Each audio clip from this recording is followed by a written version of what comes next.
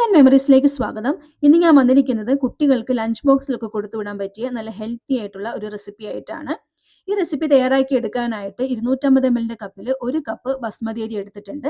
അരി നന്നായിട്ട് കഴുകി ക്ലീൻ ചെയ്ത് ഒരു 15 മിനിറ്റ് സോക്ക് ചെയ്യാനായിട്ട് വെള്ളം ഒഴിച്ച് വെച്ചിട്ടുണ്ട്. ഇനി ഈ ഒരു വലുപ്പത്തിൽ ബ്രൊക്കോളി എടുത്തിട്ടുണ്ട്. ഇതൊരു 350 ഗ്രാം ബ്രൊക്കോളിയാണുള്ളത്. ബ്രൊക്കോളിയിൽ പുഴുക്കളൊക്കെ ഉണ്ടാവാൻ ചാൻസ് ഉണ്ട്. അതുകൊണ്ട് ഒരു പാത്രത്തിലോട്ട് ചെറിയ ചൂടുവെള്ളം എടുത്തിട്ട് അതിൽ 1 ടീസ്പൂൺ ഉപ്പും 1/2 ടീസ്പൂൺ മഞ്ഞളും ചേർത്ത് കൊടുത്തിട്ട് നന്നായിട്ടൊന്ന് മിക്സ് ചെയ്തെടുത്തിട്ടുണ്ട്. ഇനി അതിലൂടെ നമ്മൾ അടർത്തിയെടുത്ത ബ്രൊക്കോളി ചേർത്ത് കൊടുക്കുകയാണ്. ബ്രൊക്കോളി ഈ വെള്ളത്തിൽ ഒരു 5 മിനിറ്റ് ഒന്ന് മുക്കി വെച്ച് കൊടുക്കാം. ഇപ്പോൾ അരി കുതിർക്കാനായിട്ട് വെച്ചിട്ട് 15 മിനിറ്റ് ആയിട്ടുണ്ട്. അതിന്റെ വെള്ളം എല്ലാം കളഞ്ഞ് ഒന്ന് ഡ്രെയിൻ ചെയ്തെടുത്തിട്ടുണ്ട്. ഇനി ഈ അരി ഒരു കുക്കറിലാണ് വേവിച്ചെടുക്കുന്നത്.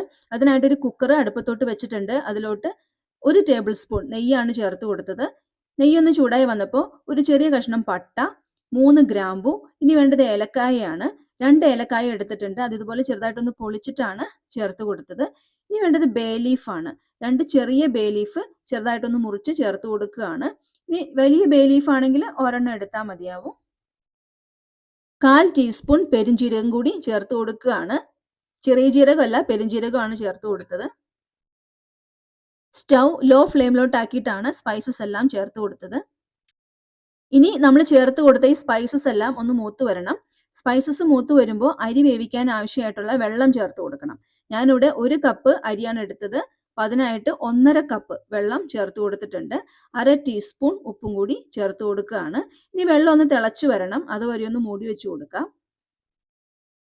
ഇപ്പോൾ വെള്ളം തിളച്ചു വന്നിട്ടുണ്ട്. ഇനി ഇതിലോട്ട് അരി ചേർത്ത് കൊടുക്കുകയാണ്. അരി ചേർത്ത് കൊടുത്തിട്ട് നന്നായിട്ടൊന്ന് ഇളക്കി മിക്സ് ചെയ്തെടുക്കുക. ഇനി കുക്കർ അടച്ചു വെച്ചിട്ട് ലോ ഫ്ലെയിമിൽ ഒരു വിസിൽ വരുത്തിയിട്ട് ഈ അരി ഒന്ന് വേവിച്ചെടുക്കണം. ഈ അരി വേവുന്ന നേരം കൊണ്ട് നമുക്ക് ബ്രൊക്കോളി തയ്യാറാക്കിയെടുക്കാം.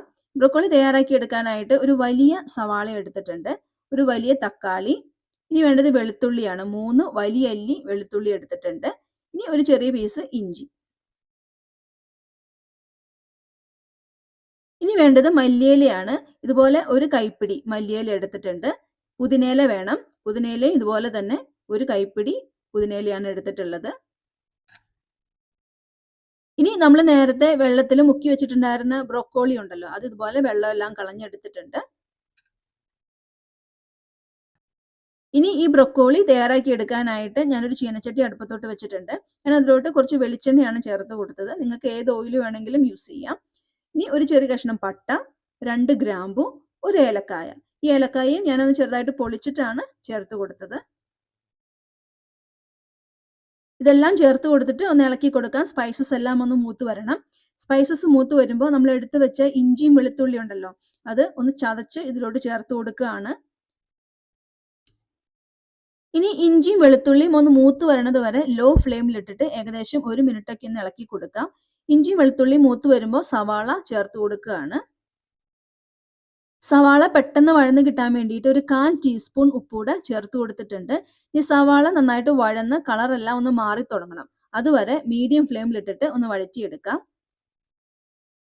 ഇപ്പോൾ സവാള നന്നായിട്ട് വഴന്ന് കളറൊക്കെ മാറി തുടങ്ങിയിട്ടുണ്ട്. ഇത്രയും മതി. ഇനി ഇതിലോട്ട് പൊടികൾ ചേർത്ത് കൊടുക്കുകയാണ്. 1/4 ടീസ്പൂൺ മഞ്ഞൾപ്പൊടി. ഇനി വേണ്ടത് മല്ലിപ്പൊടിയാണ്. 1/2 ടീസ്പൂൺ മല്ലിപ്പൊടി. ഇനി മുളക് പൊടി ചേർത്ത് കൊടുക്കാം. മുളക് പൊടിയും 1/2 ടീസ്പൂൺ ആണ് ഞാൻ ചേർത്ത് കൊടുത്തത്. നിങ്ങൾക്ക് കൂടുതൽ എരിവ് വേണമെങ്കിൽ അതനുസരിച്ചിട്ട് കൂടുതൽ ചേർത്ത് കൊടുക്കാം. ഇനി വേണ്ടത് ഗരം മസാലയാണ്. ഗരം മസാലയും 1/2 ടീസ്പൂൺ ചേർത്ത് കൊടുത്തിട്ടുണ്ട്. പൊടികളെല്ലാം ചേർത്ത് കൊടുത്തിട്ട് പെട്ടെന്ന് തന്നെ ഒന്ന് ഇളക്കി യോജിപ്പിച്ചെടുക്കാം. പൊടികൾ കരിഞ്ഞു പോകാതിരിക്കാനായിട്ട് ശ്രദ്ധിക്കണം. ലോ ഫ്ലെയിമിലിട്ടിട്ട് പൊടികൾ ചേർത്ത് കൊടുക്കുന്നതായിരിക്കും നല്ലത്. പൊടികളെല്ലാം ഒന്ന് മൊരിഞ്ഞു വരുമ്പോൾ നമ്മൾ എടുത്തു വെച്ച തക്കാളി ഉണ്ടല്ലോ, അത് ചെറുതായിട്ട് അരിഞ്ഞ് ചേർത്ത് കൊടുക്കുകയാണ്. തക്കാളിയും സവാളയും കൂടെ ഒന്ന് മിക്സ് ചെയ്തെടുത്തിട്ടുണ്ട്. ഇനി തക്കാളിയും സവാളയും ഇതുപോലെ ഒന്ന് കൂട്ടി വെച്ച് കൊടുത്തിട്ട് ഒന്ന് മൂടി വെച്ചിട്ട് വേവിച്ചെടുക്കാം. വേണമെങ്കിൽ നിങ്ങൾക്ക് 2-3 ടേബിൾ സ്പൂൺ വെള്ളം കൂടി ചേർത്ത് കൊടുക്കാം. ഞാനിവിടെ വെള്ളം ഒന്നും ചേർത്തിട്ടില്ല. ഇത് മൂടി വെച്ച് കൊടുക്കുകയാണ്. 5 മിനിറ്റ് ഒക്കെ കഴിയുമ്പോഴേക്കും തക്കാളി നന്നായിട്ട് തന്നെ വെന്ത് കിട്ടും. നല്ല പഴുത്ത തക്കാളി ആണെങ്കിൽ പെട്ടെന്ന് തന്നെ വെന്ത് കിട്ടും. ഈ തവി വെച്ചിട്ട് ഈ തക്കാളി ഞാൻ നന്നായിട്ടൊന്ന് ഉടച്ചെടുക്കുകയാണ്. ഇപ്പോൾ തക്കാളി നന്നായിട്ട് തന്നെ ഉടച്ചെടുത്തിട്ടുണ്ട്. ഇനി ഇതിലോട്ട് ബ്രൊക്കോളി ചേർത്ത് കൊടുക്കാം. ബ്രൊക്കോളി ചേർത്ത് കൊടുത്തിട്ട് ബ്രൊക്കോളി മസാലയും കൂടെ നന്നായിട്ട് തന്നെ ഒന്ന് മിക്സ് ചെയ്തെടുക്കുകയാണ്. ഇതിലോട്ട് കുറച്ച് ഉപ്പ് ചേർത്ത് കൊടുക്കണം. ഞാനിവിടെ ഒരു 1/4 ടീസ്പൂൺ ഉപ്പും കൂടി ചേർത്ത് കൊടുത്തിട്ടുണ്ട്. നമ്മൾ നേരത്തെ സവാള വഴറ്റിയപ്പോൾ ഒരു 1/4 ടീസ്പൂൺ ഉപ്പ് ചേർത്ത് കൊടുത്തിട്ടുണ്ട്. അങ്ങനെ മൊത്തം 1/2 ടീസ്പൂൺ ഉപ്പാണ് ഇപ്പോൾ ഇതിലോട്ട് നമ്മൾ ചേർത്ത് കൊടുത്തിട്ടുള്ളത്. ഉപ്പ് ചേർത്ത് കൊടുത്ത ശേഷം നന്നായിട്ടൊന്ന് മിക്സ് ചെയ്തെടുത്തിട്ടുണ്ട്. 1/4 കപ്പ് വെള്ളം ചീനച്ചട്ടിയിലോട്ട് ഒഴിച്ചു കൊടുത്തിട്ടുണ്ട്. വെള്ളം ഒഴിച്ചു കൊടുത്തിട്ട് മൂടി വെച്ച് മീഡിയം ഫ്ലെയിമിൽ ബ്രൊക്കോളി ഒന്ന് വേവിച്ചെടുക്കണം. എനിക്കിവിടെ ഈ ബ്രൊക്കോളി വെന്ത് കിട്ടാനായിട്ട് ഏകദേശം 10 മിനിറ്റ് സമയമാണ് എടുത്തത്.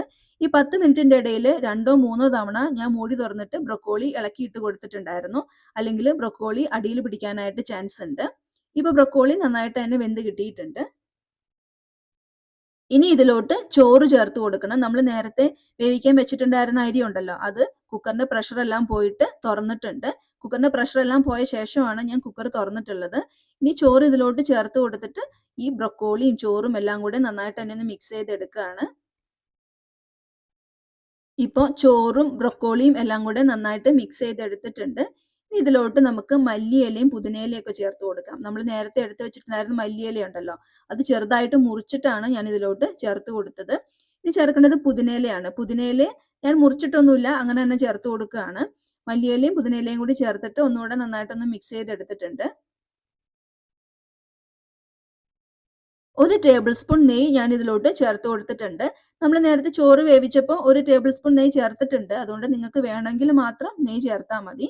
ഞാനിവിടെ 2 ടേബിൾ സ്പൂൺ ചൂടുവെള്ളം കൂടി ഇതിലോട്ട് ചേർത്ത് കൊടുക്കുകയാണ്. ചൂടുവെള്ളം ചേർത്ത് കൊടുത്തിട്ട് ഞാനിതൊന്ന് മൂടി വെച്ച് കൊടുക്കുകയാണ്. ലോ ഫ്ലെയിമിലാണ് മൂടി വെച്ച് കൊടുക്കുന്നത്. ലോ ഫ്ലെയിമിൽ വെക്കാനായിട്ട് ശ്രദ്ധിക്കണം. തീ കൂടിപ്പോവരുത്, അല്ലെങ്കിൽ കരിഞ്ഞു പോകും. 1 മിനിറ്റൊക്കെ കഴിയുമ്പോഴേക്കും ആവി വരാനായിട്ട് തുടങ്ങും. ആ സമയത്ത് നമുക്ക് മൂടി തുറന്നിട്ട് ഒന്ന് ഇളക്കിയിട്ട് കൊടുക്കാം. ഇനി നിങ്ങൾക്ക് വേണമെങ്കിൽ ഇതിലോട്ട് കാഷ്യൂ നട്ട്സും മുന്തിരിയൊക്കെ നെയ്യിലൊന്ന് റോസ്റ്റ് ചെയ്തിട്ട് ചേർത്ത് കൊടുക്കാം. ഞാനിപ്പോൾ അതൊന്നും ചേർത്ത് കൊടുത്തിട്ടില്ല. ഇതിന്റെ കൂടെ ഒരു തൈര് സാലഡ് ഒക്കെ ഉണ്ടെങ്കിൽ അത് മാത്രം മതി. വേറെ കറിയുടെ ഒന്നും ആവശ്യമില്ല. കഴിക്കാനായിട്ട് നല്ല ടേസ്റ്റ് ആണ്. എല്ലാവരും ഒന്ന് ട്രൈ ചെയ്ത് നോക്കുക. നിങ്ങളുടെ അഭിപ്രായങ്ങൾ കമന്റ്സ് ആയിട്ട് അറിയിക്കുക. വീഡിയോ നിങ്ങൾക്ക് ഇഷ്ടമായിട്ടുണ്ടെങ്കിൽ ലൈക്ക് ചെയ്യുക, ഷെയർ ചെയ്യുക, സബ്സ്ക്രൈബ് ചെയ്യുക, ഫോളോ ചെയ്യുക. പുതിയൊരു റെസിപ്പി ആയിട്ട് വീണ്ടും കാണാം. Thank you.